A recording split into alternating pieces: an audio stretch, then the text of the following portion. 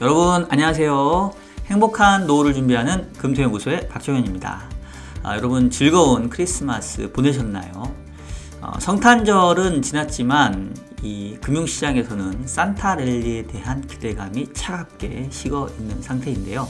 지난주에도 연은 총재들의 매파적인 스탠스가 알려진 가운데 경기 침체에 대한 우려로 인해서 미국 증시는 큰 폭의 하락세를 보였습니다.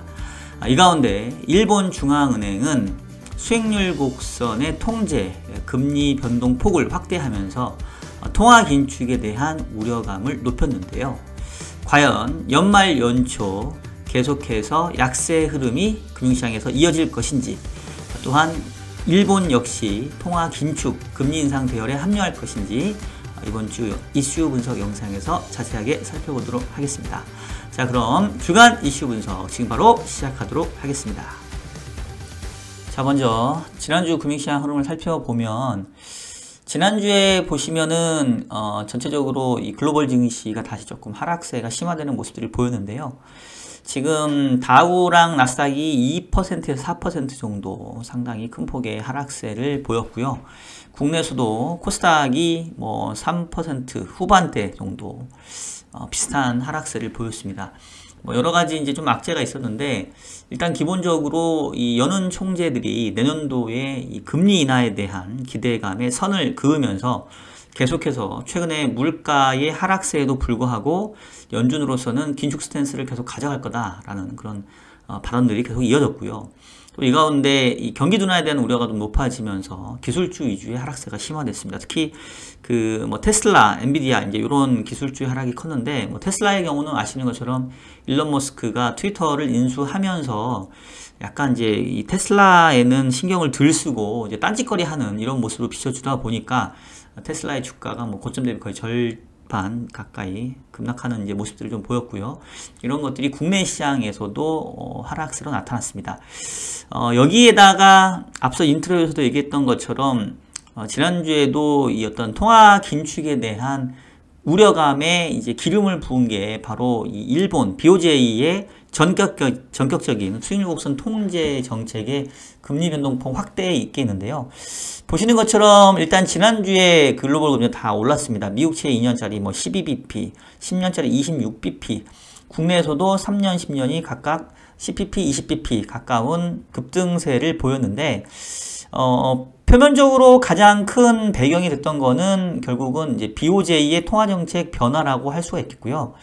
지난주에 이제 어떤 변화가 있었냐면, BOJ가 그 기존에 통화정책을 크게 이제 두 가지로 이원화해서 쓰고 있다고 보시면 됩니다. 첫 번째는 기준금리를 마이너스 0.1% 가져가는 게 하나의 정책이고요.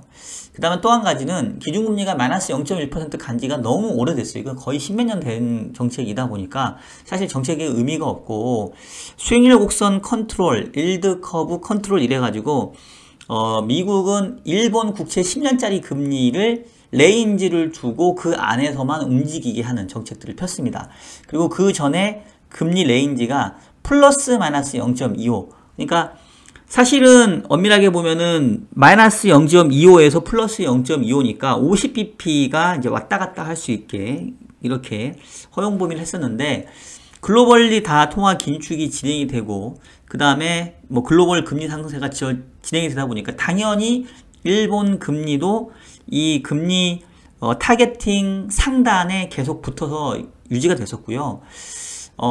이게 사실은 금리 변동폭이지만 글로벌 금리가 다 상승하는 그런 국면에 있었기 때문에 금리의 상단을 이 장기금리 변동 상단 폭이 막아주는 일종의 고점 역할을 해줬었습니다. 그래서 플러스 0.25까지만 이제 일본 금리가 상승하는 걸 허용하겠다. 그 이상 올라가게 되면 무제한적인 매입을 하면서 금리의 상단을 제한했었는데, 그 금리의 변동폭을 지난주에는 플러스 마이너스 0.5로 이제 확대를 한 거죠. 그러니까 엄밀히 따지면은 이제 위아래로 늘렸으니까 이거를 금리 인상이라고 얘기하기는 어려운데, 기존의 0.25가 상단이었던 거를 0.5까지 상단을 열어줬으니까 사실상 25bp의 금리 상승을 용인한 것 같은 통화 긴축, 금리 인상의 효과를 낸 것처럼 이제 비춰질 수밖에 없었던 거고요. 그로 인해서 그 당일날 일본 국채 10년이 뭐 급등했었는데 요거는 최근 흐름이 좀 반영된 게 아니니까 최근 흐름까지 보면서 제가 말씀을 드리면 지금 일본 국채 10년짜리 금리가 어떻게 지금 움직였냐면 네, 보시는 것처럼 그 지난주 20일 날 금리 변동폭을 0.25에서 0.5로 확단해 버리니까 그냥 그 당일 날 바로 금리가 스카이 로켓 타듯이 0.41까지 올라갔고 그 다음날 0.48 그러니까 상단 부분까지 다 급등을 해버렸습니다. 0.5가 상단이었으니까. 근데 이제 그 뒤로는 다시 좀 떨어져서 한 0.37까지 하락을 하긴 했는데 이게 이제 차트로 보시면 뭐 그동안 계속해서 상단이 눌려있던 것들은 이제 한 방에 이제 뚫고 올라가 버리는 이제 이런 모습들을 보였고요. 기존의 미국의 통화정책, 일본의 통화정책을 보시면 현재 마이너스 0.1%가 언제부터 유지됐냐면 2016년부터예요. 그리고 이 빨간색은 미국의 기준금리인데 보시는 것처럼 뭐 99년도 이후에 보면 미국의 기준금리가 뭐 6.5, 5.25 뭐 이런 상단에 갔을 때도 일본의 기준금리 수준은 많이 가야 0.5%, 그 뒤로는 뭐 거의 0.25, 그 다음에 마이너스 0.1 이런 식으로 거의 일본의 통화정책은 뭐 잃어버린 20년이라는 얘기가 나올 정도로 거의 의미 없는 그런 수준들을 보였습니다. 그랬던 것들이 이제 최근에 일드커브 타겟팅 이래가지고 일본 국채 10년짜리를 0.25에 막고 있었는데 요것까지도 이제 위에 열어주면서 사실상 이제 통화 긴축에 합류했다. 뭐 이제 이런 평가들이 지금 나오고 있는 상황입니다. 자, 그러면 왜 이런 그 정책들을 일본이 폈고 정말로 이제 일본까지도 금리 인상을 지속을 하면서 글로벌 통화 정책의 긴축이 강화될 거냐 이제 이 부분을 좀 따져놔야 봐야 되는데 일단은 이제 일본이 이런 정책을 편 가장 큰 이유는 기본적으로 일본에서도 물가 상승률이 많이 올라가고 있기 때문입니다. 최근에 보시면은 일본의 물가 상승률이 지금 3.8%까지 급등을 했고요. 이거를 긴 시계열로 놓고 보면 뭐 지난번 가장 높았었을 때가 언제냐 이때가 지금 보니까 거의 얘네도 한 1980년대 이후에 가장 높은 수준인 것 같긴 하네요. 지금 보시는 것처럼. 그래서 뭐 지금 미국도 40년 만에 최고의 물가를 기록을 하고 있는데 미국에는 못 미치지만 어쨌든 일본도 지난 거의 몇십 년 동안 보지 못했던 그런 이례적인 물가의 흐름을 보여주고 있다 보니까 BOJ 입장에서도 남들은 다 뭐 금리 인상을 75p씩 자이언트 스텝 하는데 일본은 마이너스 0.1%라는 계속해서 마이너스 금리를 유지하는 정책이 엇박자가 난다. 그러다 보니까 이제 엔화가 계속 약세로 가고 이런 것들이 수입 물가의 상승을 일으키고 일본 물가의 상승을 일으키다 보니까 그러면서 정책 기조를 조금 변경할 필요성을 느꼈던 것 같고요.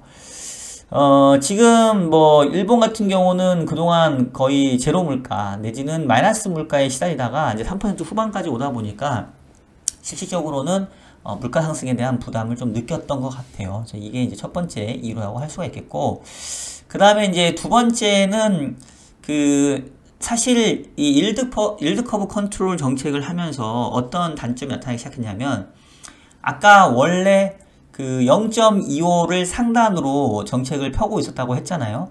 그리고 0.25 상단이 벗어날 것 같으면 일본 중앙은행이 무제한적인 매입을 했습니다. 근데 글로벌 금리가 다 올라가는데 일본 금리만 상승이 제한될 리가 없겠죠. 그래서 시장 자체적으로는 금리 상승에 대한 압력이 계속 있었는데 금리가 상승할 것 같으면 BOJ가 무제한적인 매입을 해주다 보니까 사실상 BOJ가 일본 국채의 전체 발행량의 거의 50%, 거의가 아니라 50% 이상을 지금 보유하는 상태가 돼버렸어요. 그러니까 이거는 어떻게 보면은 부채의 화폐화라고 해야 되나?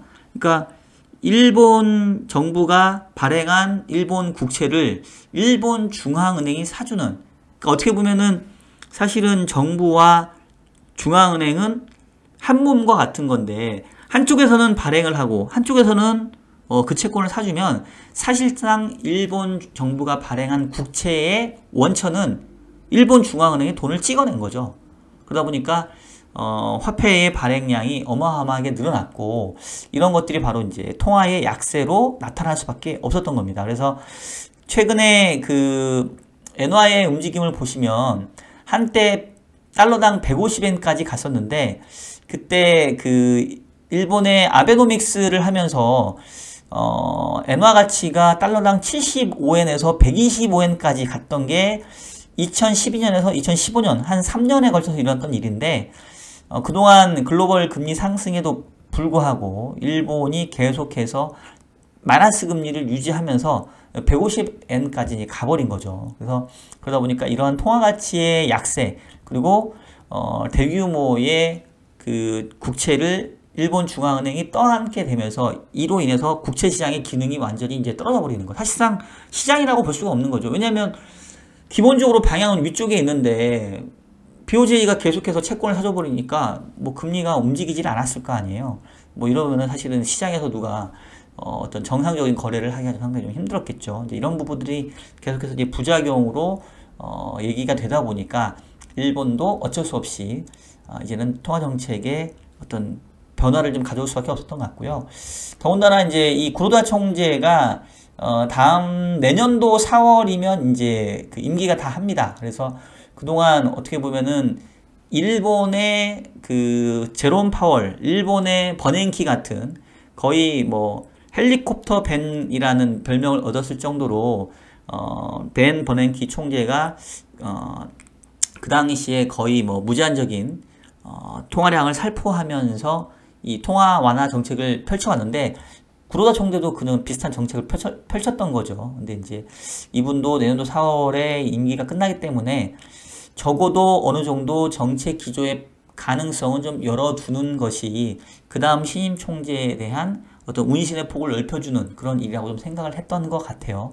이제 그래서 아마도 당장은 금리를 인하하지는 않지만 장기금리의 타겟 수준 자체를 확대하면서 사실상의 금리 인상의 효과를 가져오고 시장에서도 이른바 조금 시그널링 효과를 좀 줬지 않았나, 이제 이런 생각을 하게 됩니다. 자, 그러면 이제 내년 4월도 넘어가서 총재가 바뀌게 되면 일본이 이제 금리 인상까지 할 수 있냐? 뭐 제가 봤을 때는 가능성은 충분히 있다고 볼 수 있겠죠. 보시는 것처럼 기존에도 뭐 폭의 차이는 크긴 하지만 2006년도 미국 기준금리가 5.25 갔었을 때도 일본 중앙은행은 조금 시차를 두고 뭐 한 2번 정도를 금리를 인상한 그런 전례가 있습니다. 지난 18년도에는 미국 기준금리가 2.5까지밖에 안 갔기 때문에 뭐 그냥 거의 무시하고 넘어갔는데요.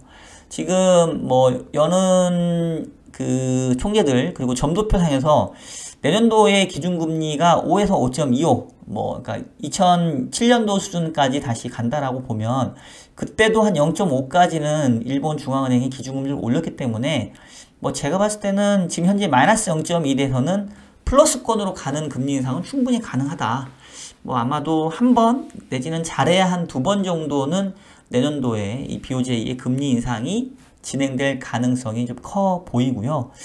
그렇다고 한다면은 뭐 엔화 가치도 최근에 150엔에서 이 환율 고점을 찍고 지금 130엔 대까지 하락을 했는데, 뭐 전체적으로 방향성은 추가적으로 엔화가 약세로 가기보다는 이제 내년도 이후에는 계속해서 좀 엔화의 강세 흐름들이 조금 나타나는 뭐 이런 모습이지 않을까라는 생각을 하고 있습니다. 자, 그러면 이제 일본까지도 이렇게 금리 인상 대열에 합류를 하게 된다면 결국 글로벌 통화 긴축이 더 강화되는 거니까 최근에 이 금융시장 자체가 특히 주식시장이 나스닥 기술주 위주로 계속 하락세를 보이고 있는데, 뭐 내년도에도 계속해서 이제 시장은 뭐 안 좋은 쪽으로 봐야 되느냐, 뭐 이렇게 좀 무리할 수 있는데, 제가 봤을 때는 사실 일본의 이 금리 인상은 선행성이라기보다는 완전히 후행한다고 봐야 되겠죠.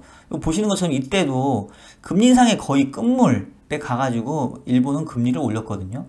그러니까 이제 이 얘기는 일본까지도 금리를 올리니까 글로벌 통화 긴축이 강화되는구나 라고 생각하기보다는 거의 일본까지 금리를 올리면 이거는 통화 긴축 사이클이 이제 다 왔다. 결국은 뭐 뒷북의 뒷북을 일본 중앙은행이 쳐주는 뭐 이런 형태로 인지를 해야 되지 않을까라는 생각이 들고요. 지금 계속해서 이제 시장의 관심은 내년도에 과연 정말 미국이 5에서 5.25까지 기준금리를 올릴 수 있을 것이냐, 그렇다고 하면 그 시기가 언제일 거냐, 이제 이 부분에 대한 관심이 많은데, 약간 이제 시장과 연준은 이제 서로 다른 생각을 하고 있는 거죠. 연준은 일단 점도표를 5에서 5.25로 찍어놨는데, 지금 보시면은 내년도 2월 1일 날 있는 FOMC에서 25bp 인상 확률이 한 66% 정도 되고요.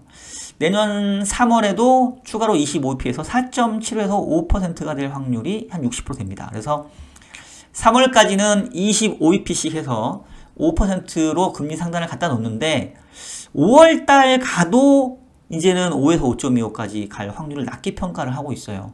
그리고 오히려 내년도 12월에 가게 되면 가장 확률이 높은 거는 대략 한 4.25에서 한 4.75 정도, 요 정도 수준에서 내년도 말 기준금리가 형성되지 않겠냐. 즉, 이 시장에서 뭐 주로 이제 채권 시장이라고 볼 수 있겠죠. 채권 시장에서 또는 금융 시장에서 기대하는 바는 내년도에 2월, 3월에 25bp씩 해서 금리 상단을 5%에 갖다 놓고 그 다음엔 계속 동결을 하다가 내년도 하반기 가서 금리 인하가 다시 나타나는 거 아니냐, 이제 이런 전망을 지금 하고 있다라는 거고요. 이거는 지금 연준의 전망과는 상당히 괴리되는 상황입니다. 근데 이제 이에 대해서 제가 지난주에도 잠깐 언급을 드렸던 게, 현재 연준 입장에서는 일종의 블러핑 전략을 쓸 수밖에 없다. 지금 어떻게 해서 지금 미국 물가가 겨우 잡혀가고 있는 상황인데, 여기다 대고 뭐 섣불리 이제 우리 통화정책 뭐 긴축 강화하지 않을게요 뭐 잃어버리면 다 잡은 토끼를 놓칠 수가 있거든요. 그래서 정말로 끝까지 내 수중에 들어올 때까지 인플레이션이 정말로 2%대에 내려가는 게 눈에 보이기 전까지는 연준은 상당히 강한 긴축을 얘기를 할 거고, 그러한 강한 긴축 스탠스가 먹히게 되면 그것이 비로소 정말로 내년도 하반기 가서는 금리 인상할 필요 없이 오히려 금리를 인하할 수 있는 환경으로 만들어지는 거죠. 그러니까 연준은 저는 계속해서 지금 스탠스를 유지하는 게 시장에서도 오히려 바람직한 그런 모습이라고 생각을 하고 있고요. 실질적으로 이제 시장은 약간 이제 이러한 어떤 흐름들을 이렇게 간을 봐가면서 줄타기를 할 것 같은데, 지금 그 미국의 물가가 7.1까지 하락을 했고요. 현재의 그림대로 간다면 내년도의 상반기 말 정도 가게 되면 거의 3% 후반까지 이제 물가가 떨어질 상황이 크거든요. 그리고 지금 기준금리가 이제 4.5 상단이고 내년도 1분기면 5%까지 이르게 되는데, 그렇게 되면은 내년도 1분기 정도에는 또는 1분기 후반, 2분기 초에는 이 물가 상승률이 연방 기준금리를 이제 밑도는 이제 크로스나는 상황이 올 겁니다.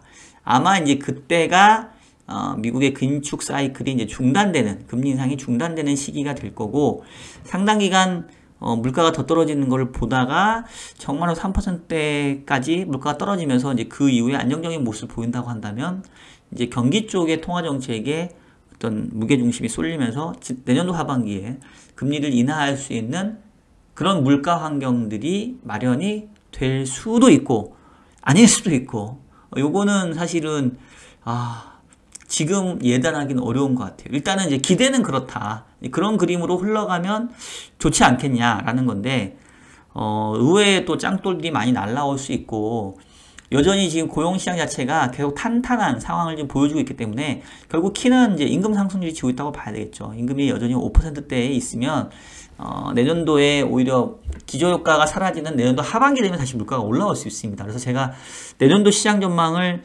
대부분 다 상정하고, 상반기까지는 물가가 높고 금리가 뭐 인상되니까 안 좋다가 하반기 되면 뭐 낮아질 거야 뭐 이런 얘기를 하고 있는데, 저는 오히려 상저하고보다는 오히려 상반기가 더 괜찮을 수도 있다. 하반기 가면 다시 긴축에 대한 우려가 커질 수 있기 때문에 하반기 잘 모르겠고 일단 상반기에 집중하자라는 어떤 스탠스인데, 실제로 임금이 떨어질지는 조금 봐야 될 것 같아요.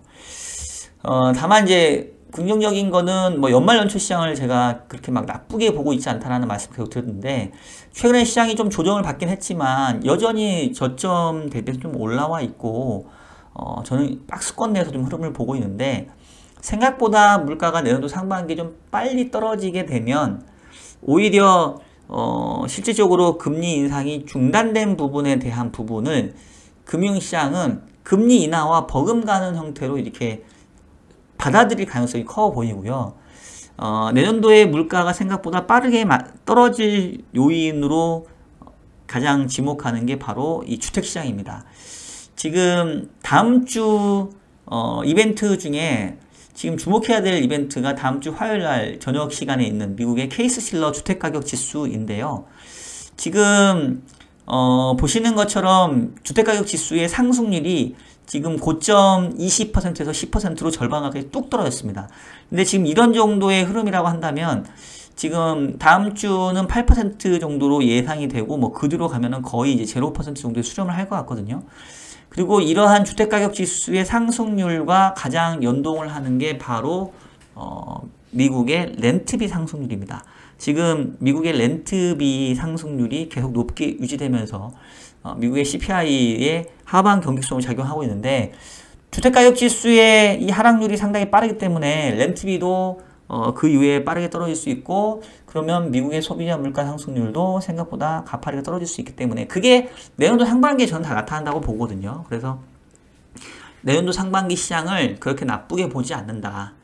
하반기는 모르겠고 그래서 뭐 상저하고 얘기하면서 상반기에는 시장이 안 좋을 거다라고 얘기를 하는데 저는 뭐 그렇게 크게 상반기 시장이 망가질 거다라는 생각은 하진 않고 이제 박스권 내에서의 대응하는 정도. 오히려 상반기에 안정됐던 물가가 하반기에 다시 오르면 하반기가 더 안 좋을 수 있다. 뭐 이런 생각을 하고 있는데 그거는 이제 하반기 가서 다시 한번 얘기를 하자라는 거예요. 일단은 지금 이제 다음 주가 올해로 이제 딱 4영업일 남은 시점이고요. 이제 다음 주 지나면 연초가 되게 되는데 시장의 분위기 자체는 뭐 산타랠리도 사라지고 최근에 뭐 나스닥 같은 경우는 거의 이제 저점 수준에 다가오다 보니까 상당히 이제 내년도 초에 대한 우려감이 큰데 내년도 초가 1분기가 사실은 좀 부담이 되긴 하죠. 왜냐면 연준이 기본적으로 2월, 3월 적어도 25pc는 이제 금리를 인상할 거기 때문에 아마 이제 1분기에 센티멘트는 조금 안 좋을 수 있는데 2분기는 뭐 생각보다 시장이 조금 반등의 모멘텀을 가져갈 수 있기 때문에 아마도 제가 봤을 때는 투자의 기회는 오히려 1분기가 가장 좋은 가격에 시장에 접근할 수 있는 그런 시기가 되지 않겠느냐. 그리고 2분기가 오히려 시장은 좀 셀 수 있고 오히려 내년도 하반기, 내년도 연말께 정도 가서 물가가 안정되는 듯 하다가 다시 올라오면 그게 이제 부담을 줄 수 있기 때문에 내년도에 시장에서 위험자산에 대한 어떤 투자 기회를 삼는다고 한다면 오히려 1분기에 시장 안 좋을 때 저가 매수 그리고 2분기 하고 3분기 초반 요 정도가 오히려 시장을 조금 차익 실현할 수 있는 기회이지 않을까 싶고 하반기 넘어가면 오히려 조금 다시 걱정을 해야 될 수도 있겠다. 뭐 이런 정도가 지금 제가 그리고 있는 내년도 전망에 대한 대략의 그림입니다. 근데 이거는 뭐 사실 우리가 한 분기 이상은 예측하기가 쉽지가 않으니까 그거는 내년도에 다시 얘기를 하시도록 하고요. 일단 전체적인 흐름은 뭐 이렇게 저는 좀 보고 있는 상황입니다. 자, 지난주에 채권 금리가 다시 조금 상승 흐름으로 바뀌긴 했는데 뭐 여전히 큰 흐름상에서는 고점을 찍고 내려오는 형태이기 때문에 뭐 최근에 일본의 통화 긴축에 대한 우려, 그 다음에 뭐 내년도 1분기에 연준이 추가적으로 뭐 25pc 금리 올리는 걸로 인해서 만약에 미국 금리, 글로벌 금리가 상승한다고 한다면 저는 뭐 오히려 채권도 이 저가 매수의 기회인 것 같고 지금 일본 국채 10년 금리도 하루 이틀 올라다가 다시 좀 떨어져요. 그러니까 기본적으로 뭐 일본 금리가 뭐 계속해서 급등세를 보이면서 국내의 금리를 끌어올릴 건 아니다 라고 생각을 하고 있고요. 그리고 투자의 기회는 계속 말씀드리지만 채권 같은 경우는 국채보다는 회사채에 있다. 지금 회사채 금리가 완만하지만 계속 이제 하락을 하고 있는데 지난주에도 국고채 3년 금리는 8bp 올라갈 때 회사채 3년 금리는 1bp 빠져서 오히려 지금 회사채 스프레드가 지금 10bp 정도 줄었습니다. 그래서 지금 최근에 보면은 회사채의 금리가 계속 하향 안정화되면서 신용 스프레드가 좁혀지고 있기 때문에 지금 시점에서는 투자를 한다고 한다면 채권 위주의 그것도 국채보다는 회사채 위주 고금리 회사채가 지금은 이제 유망한 때라고 생각을 하고 있고요. 제가 그 12월 달에 ETF 포트폴리오 알려드리면서 만기 채권형 그 회사채 ETF 소개시켜드린 거 있잖아요. 계속해서 트래킹하고 있는데 계속 뭐 인덱스가 지금 기준가는 지금 올라가고 있는 상황입니다. 그래서 아마도 지금은 이제 캐리, 우리가 즉 채권에서 발생하는 이자 소득을 기반으로 해서 고금리 채권을 사놓으면 그런 것들이 이자도 주고 금리가 하락하면서 뭐 캡살 게인도 줄 수 있는 이런 정도의 흐름이지 않을까. 그래서 채권 쪽은 계속해서 좋게 보고 있고요.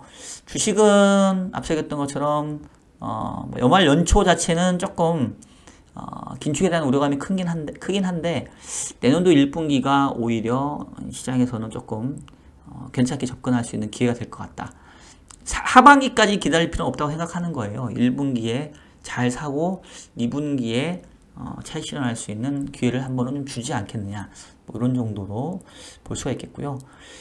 일단은 뭐 외환시장 자체가 지금 환율도 1280원까지 지금 떨어지고 있는 상황이기 때문에 뭐 국내 시장에 그렇게 큰 부정적인 상황은 아닌 것 같고 수합 포인트라든가 수합 레이트 조금 안정화되면서 어떤 자금 경색에 대한 우려감들은 지금 좀 줄여주고 있는 상황입니다. 다만 이제 우리가 계속 눈여겨봐야 될 가장 핵심 지표 중에 하나는 제가 계속 말씀드리지만 유가죠. 유가가 70불까지 떨어졌다가 이제 80불 가까이 올라왔는데 80불 이하에서만 뭐 논다고 하면은 크게 문제는 없을 것 같긴 해요. 근데 지금 푸틴이 우크라이나에 대해서 뭐 어떤 스탠스를 갖고 있는지 최근에 보게 되면 오히려 이제 극단적인 선택, 서둘러서 뭐 평화협정을 하든지 아니면 아예 전면 공격을 갈 건지 그 중간은 아닐 것 같은데 푸틴이 정말로 이런 최악의 선택을 하지 않는다고 한다면 시장은 뭐 내년도 뭐 연초도 1분기도 뭐 생각만큼 그렇게 시장이 나쁘기보다는 그냥 박스권 내에서 종목 시장 장세 정도로 봐야 되지 않나. 뭐 이미 지난번에 봤던 저점을 더 깨고 내려갈 정도의 그런 험악한 장은 아닐 것 같다라는 게 기본적인 제 생각입니다. 자, 이 정도로 해서 오늘 말씀드리도록 하겠고요. 다음 주 이벤트 캘린더까지 말씀을 드리면 뭐 월요일날 미국 크리스마스 휴장이고 화요일날 주택가격지수 보셔야 되고 다음 주 목요일날 우리나라 광고업 생산 지표 있고 금요일날 12월 CPI 나옵니다.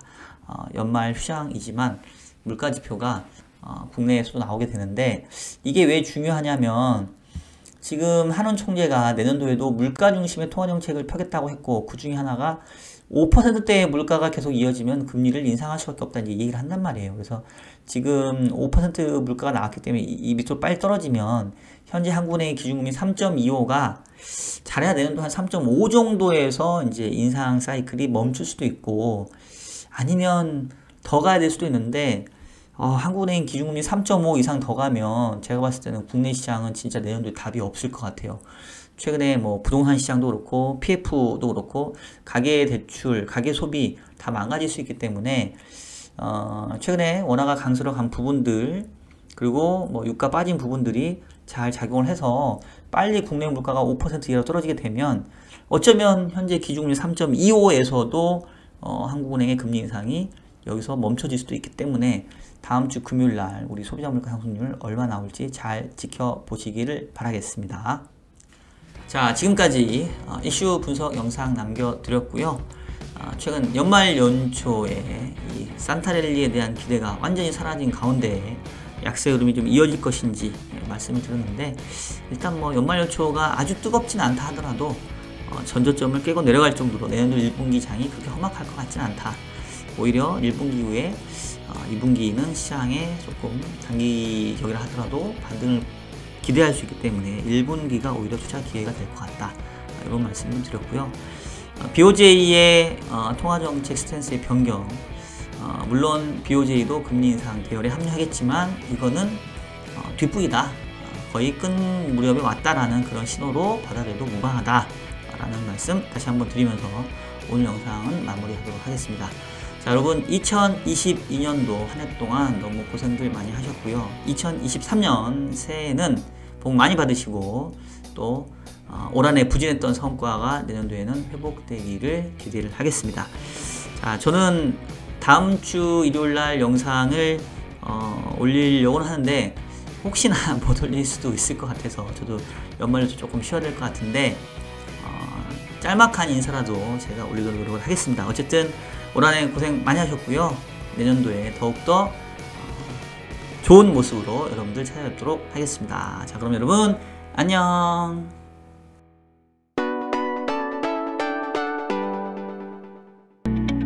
저희 평택우리병원은 환자분들의 신뢰를 바탕으로 꼭 필요한 치료를 하는 체계화된 시스템을 운영하겠습니다.